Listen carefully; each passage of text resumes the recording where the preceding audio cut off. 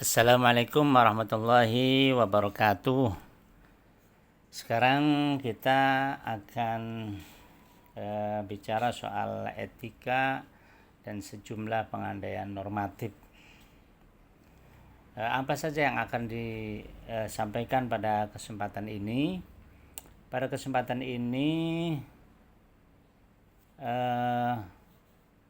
pada bagian A, hukum-hukum moral itu penting. Ya, pentingnya hukum-hukum moral. Apa yang dimaksud penting hukum-hukum moral ini? Di antaranya dulu pada 2 abad yang lalu itu sebuah akademi Dijon namanya di Perancis.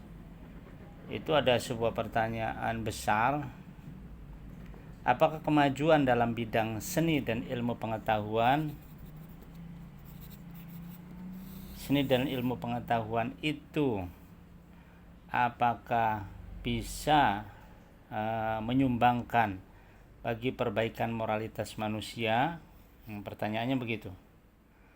Nah, terus ada seorang namanya Jean-Jacques Rousseau, J.J. Rousseau, itu mengatakan dengan sangat lantang tidak ada pengaruhnya sama sekali antara kemajuan bidang seni dan ilmu pengetahuan dengan perbaikan moralitas manusia.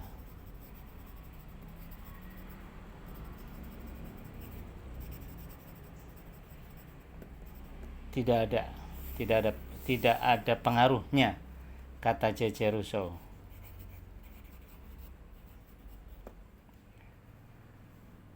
Nah, inilah yang kemudian J.J. Rousseau ini dikenal dengan filsuf yang sangat brilian dari Eropa. Nah, kenapa tidak ada pengaruhnya? Ya, seninya luar biasa, bagus di mana-mana, baik dari sisi bangunan fisik maupun yang terlihat berbagai macam seni, atau bahkan kemajuan teknologi, kemajuan ilmu pengetahuan. Apakah itu ada pengaruhnya dengan perbaikan moral manusia? Jawabannya tidak, kata J.J. Rousseau. Itu yang akhirnya J.J. Rousseau itu sangat dikenal di Eropa. Itu awalnya. Nah, terus bagaimana dengan hukum-hukum moral itu? Ada beberapa yang menjelaskan tentang hukum-hukum moral itu sangat vital. Maksudnya sangat vital itu bagaimana? Contohnya begini. Contohnya si A ini punya hutang sama si B, umpamanya 10 miliar. Si A punya hutang sama si B 10 miliar. Cuman si B ini uangnya triliunan. Jadi lupa kalau pernah menghutangi si A. Nah, apakah si A ini punya kewajiban bayar 10 miliar kepada B? Jawabannya sudah jelas itu wajib bayar. Jadi bukan soal besar atau kecilnya. Ini menurut B kecil. Lupa bahkan si B. Tapi apakah itu menggugurkan si A untuk bayar hutang? Tidak, si A tetap wajib bayar. Kenapa? Ukurannya bukan besar atau kecilnya hutang, akan tetapi di sini bahwa normanya bahwa orang yang berhutang itu wajib membayar. Itu yang dimaksud hukum moral itu sangat vital. Hukum moral itu sangat penting sekali, sangat substansial sekali. Semua akan merasakan itu, semua akan menyetujui itu. Kenapa? 10 miliar itu bukan miliknya A, tapi miliknya si B. Hanya si A pinjam pada si B, sehingga ketika uang itu dipinjam dan itu bukan uangnya A, maka A punya kewajiban untuk mengembalikan ke B. Bahkan jangankan 10 miliar, umpamanya 10 rupiah, apakah itu wajib dibayarkan? Wajib dikembalikan. Jadi ukurannya bukan banyak atau sedikitnya, besar atau kecilnya, akan tetapi moral mengatakan bahwa setiap yang berhutang itu harus membayar. Itulah moral.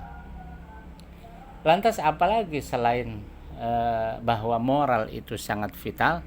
Ada. Apa itu? Hukum moral itu sifatnya rasional dan objektif. Maksudnya bagaimana? Maksudnya sangat rasional dan objektif. Contohnya seperti ini. Korupsi. Apa itu korupsi? Korupsi itu uang negara yang diambil untuk menjadi kepentingan pribadi, umpamanya. Itu diperbolehkan apa tidak? Nah, menurut moral itu tidak boleh. Kenapa? Karena uang itu milik negara, sehingga harus dikembalikan ke negara. Kenapa? Bukan milik dia. Jadi kalau bukan milik dia, maka harus dikembalikan lagi ke negara. Contoh, umpamanya si A seorang birokrat, si Fulan umpamanya seorang birokrat, dia dikuasakan untuk mengerjakan proyek yang nilainya umpamanya 1 triliun. Nah, lantas dia ngambil umpamanya cuman 0,5%-nya umpamanya, sedikit sekali. Nah, apakah 0,5% ini harus dikembalikan? 0,5% dari 1 triliun itu? Jawabannya wajib. Kenapa? Karena itu uang negara, sehingga harus dikembalikan ke negara. Harus. Itulah moral. Bukan persoalan ketahuan atau tidak. Umpamanya tidak ketahuan, oleh BPK tidak ketahuan, oleh KPK tidak ketahuan, seumpama ini, oleh lembaga-lembaga,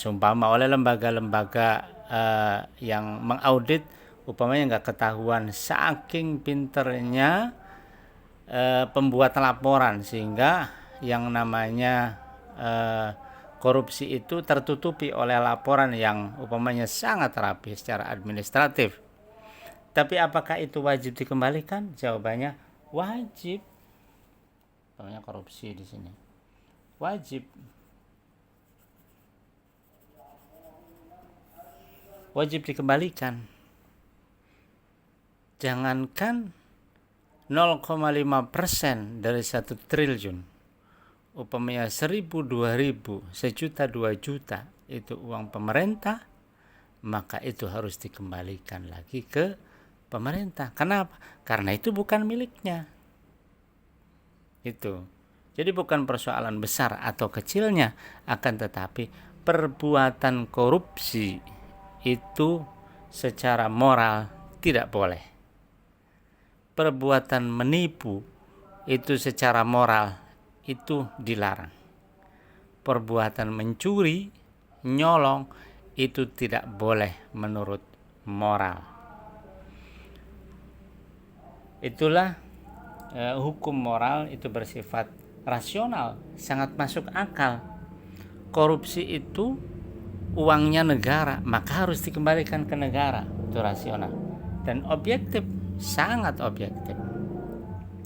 Tidak pandang bulu siapapun, entah itu eselon 1 atau eselon 2 atau eselon 3 atau golongan A, golongan B, golongan C, dan seterusnya.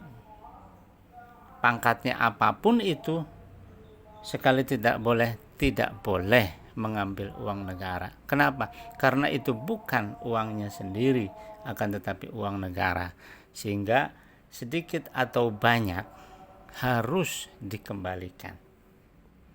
Itulah hukum moral, itu sifatnya rasional dan objektif. Lantas apa lagi? Selanjutnya, bahwa moralitas terdiri dari hukum-hukum universal. Moralitas itu universal. Apa itu maksudnya universal? Maksudnya bahwa siapapun yang melakukan itu, kapanpun, dimanapun, itu sama saja. Baik itu pejabat tinggi maupun pejabat rendahan, baik itu orang yang miskin maupun orang yang sangat kaya, sama saja kalau melakukan pelanggaran hukum, pelanggaran moralitas, maka dia akan kena. Dimanapun, entah di ujung pelosok Papua, di ujung pelosok Aceh, di ujung pelosok umpamanya Sipadan, Legitan, atau juga dari Sabang sampai Merauke, dari Miangas sampai Pulau Rote, sama saja, semuanya tidak boleh dimanapun dia. Itu yang dimaksud bahwa moralitas itu bersifat universal. Seperti sama saja bahwa pelecehan seksual dimanapun itu tidak boleh. Sama saja dengan umpamanya pelanggaran HAM itu tidak boleh. Kalaupun ada umpamanya orang-orang busman dari Afrika, itu dari Afrika itu hanya dilokalisir, hanya tempat itu aja yang sangat primitif untuk pemujaan dewa. Tapi sebenarnya itu pun dulu. Kalau sekarang mungkin sudah tidak ada lagi.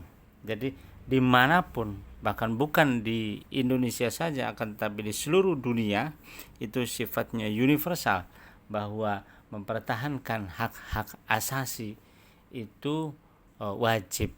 Hak asasi manusia itu mempertahankannya itu wajib. Artinya manusia itu dilahirkan dibekali dengan hak-hak asasi. Nanti akan saya jelaskan di depan. Lantas selanjutnya bahwa tentang etika dan moralitas. Apa itu maksudnya etika dan moralitas? Etika ini bahasa Yunani, asalnya ethos,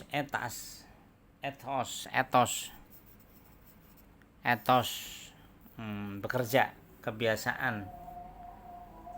kebiasaan. Nah, kalau moral itu asalnya mas atau mores, jamaknya mores, itu bahasa Latin, artinya kebiasaan juga, artinya kebiasaan, mores. Jadi dua-duanya tentang kebiasaan yang akhirnya menjadi sebuah hukum.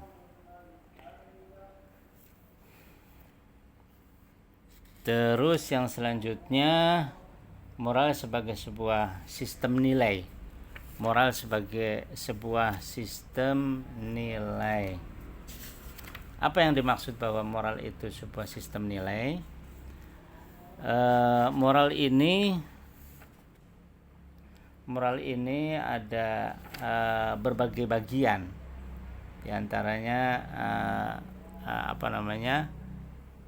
ada 6 perbedaan. Di antaranya apa saja? Di antaranya moral itu ada primer dan sekunder. Primer, sekunder, dan tersier. Yang pertama. Terus juga ada yang menjelaskan yang keduanya, Moral itu ada nilai semu, ada nilai semu dan real. Lantas yang ketiganya, nilai itu ada nilai yang terbuka dan tertutup.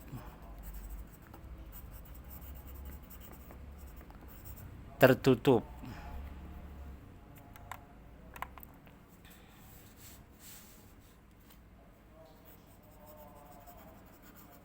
Lantas yang keempatnya, nilai itu ada yang negatif dan positif.